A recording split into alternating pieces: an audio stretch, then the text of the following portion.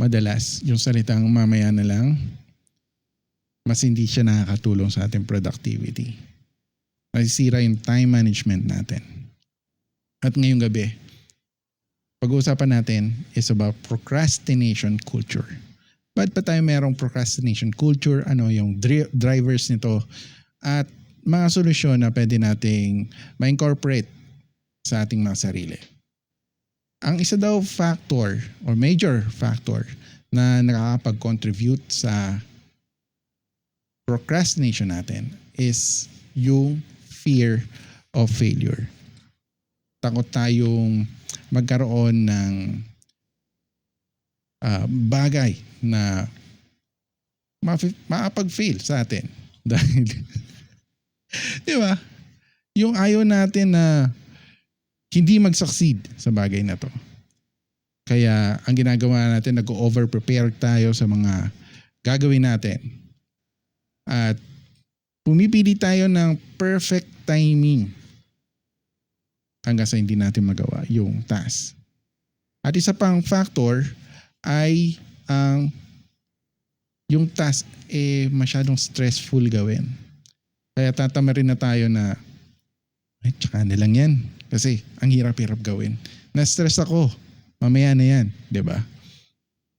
At isa pang factor is yung nakakahiya mag-fail. Yung sasabihan tayo ng mga peers natin na bakit ka nag-fail pa dyan? Dali-dali lang yan. Diba? So, nagiging anxious tayo, nagawin yung bagay, nape-pressure tayo. Isa pa yung fear of criticism. Yung ayaw natin na kini-criticize yung gawa natin. Bakit ganito lang to? Bakit ganyan lang yan? Diba? Bakit ito lang nagawa mo? So, ang ginagawa natin, gini-justify natin. Kaya minsan sinasabi natin, nagawa ko lang kasi malapit na yung deadline.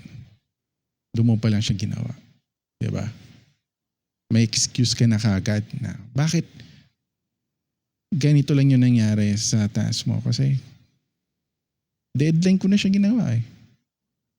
Cramming. May excuse tayo sa cramming. At minsan tinotolerate natin yung cramming, di ba? Kasi minsan, mas mataas yung reward nun pag nagka-cram tayo. Na, tignan mo yung gawa ko. Matatapos na yung deadline, doon ko pa lang siya ginawa. Pero tingnan mo naman, ang ganda, di ba? So, yun, meron tayong ngayon. At isa pang driver is we're mentally exhausted. Overwhelmed tayo. Marami tayong iniisip. Di ba? Kaya, tsaka na lang yan. May mga bagay na importante sa mundong ito. Tulad ng Senate hearing. Hindi.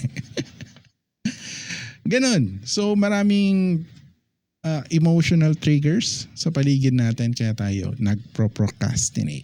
At ang isa doon is yung digital distraction. Nadidistract tayo sa ating mga cellphones, tablets, laptops. Diba? Yung sasabihin natin, sandali lang ako mag-TikTok. So doom scroll ka ng doom scroll, 5 minutes, 10 minutes, 20 minutes, hanggang 2 oras ka na palang nagdo-doom scroll dito sa TikTok. O kaya, nanood ka ng YouTube. Sabi mo, itong bagong vlog ng aking ni Idol. Bagong vlog ni Idol. So, 30 minutes, 45 minutes, tapos meron pa palang isang episode na hindi po siya napapanood. So, tumatagal ng tumatagal. Digital distraction. Kaya, kung may task ka na kailangan gawin, ano mo na, di ba? Tanggalin mo yung digital distraction. Ano bang mga solusyon? Ang isang solusyon para maiwasan natin mag-procrastinate is kailangan clear yung task structure mo. Kailangan alam mo kung paano didiskartehan yung task. Diba? Malinaw sa'yo kung ano yung goal ng task. At isa pa, smaller actionable steps. Kung overwhelm ka sa task, pwede mo namang, kung malayo pa yung deadline, di ba? Pwede mo siyang patsi-patsiin. Ito muna, kung ano muna yung madali sa task na yun. Mas madalas ginagawa ko yun kapag meron na akong task na gagawin. Ano ba, kunyari, magko-content ako. Ano ba yung pinakamadaling content, di ba?